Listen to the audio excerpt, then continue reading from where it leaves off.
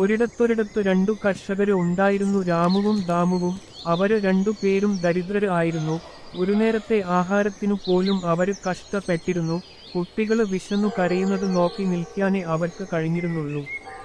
അവര് രാജാവിനെ കണ്ടു സങ്കടം പറഞ്ഞു.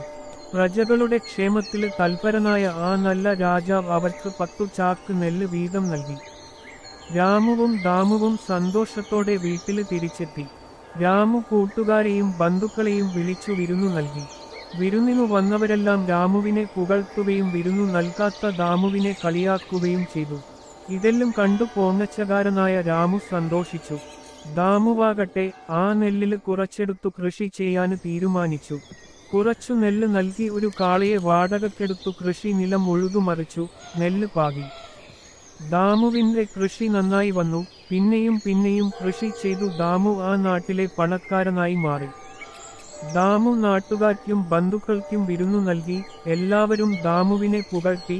പക്ഷേ ദാമു എല്ലാത്തിനും ദൈവത്തിനും സഹായിച്ച രാജാവിനും വിരുന്നിനെത്തിയ എല്ലാവർക്കും നന്ദി പറഞ്ഞു.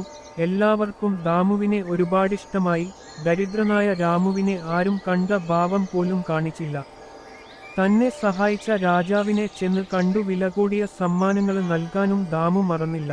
ബുദ്ധിമാനായ ദാമുവിനെ രാജാവ് ഗ്രാമതലവനായി വാഴിച്ചു. പഴയ കൂട്ടുകാരനായ രാമുവിന് കൃഷി ചെയ്യാനുള്ള സഹായവും ദാമു നൽകി. ഒപ്പം ഒരു ഉപദേശവും: വിത്തെടുത്തു ഉണ്ണരുത്. കഥ ഇഷ്ടമായോ കൂട്ടുകാരെ? നമ്മുടെ സമയവും പണവും നമ്മൾ ദാമുവിനെ പോലെയാണോ ചിലവാക്കുന്നത്? ആലോചിച്ചു നോക്കൂ.